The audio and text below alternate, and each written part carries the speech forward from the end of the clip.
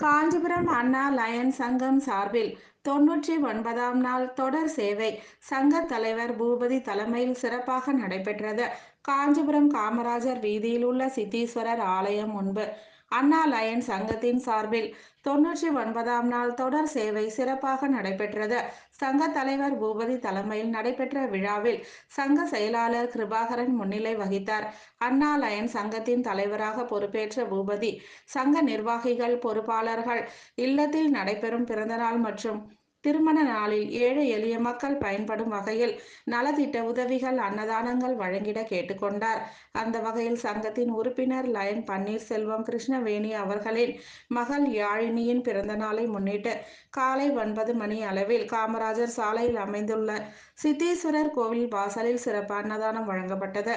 இதனைத் தொடர்ந்து இரண்டாவது சேவையாக தாத்திமேடு ஆதரவற்ற குழந்தைகள் பள்ளிக்கு தமது சங்கத்தின் சார்பில் தின நாளிதழ்கள் வழங்கப்பட்டது. மூன்றாவது சேவையான சங்கத்தின் சார்பில் மகளிர் ஒருவருக்கு புடவை, பிளவுஸ் வழங்கப்பட்டது. நமது நான்காவது சேவையாக ஒரு ஆண் ஒருவருக்கு வஸ்திரம் மற்றும் துண்டு வழங்கப்பட்டது.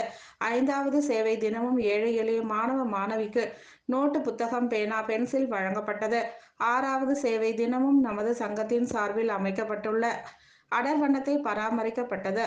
நமது ஏழாவது சேவை நீரிழிவு நோய், புற்றுநோய், கண் பாதுகாப்பு, இயற்கை வளம் பாதுகாப்பு ஆகியவற்றை விழிப்புணர்வு நோட்டீஸ் வழங்கப்பட்டது.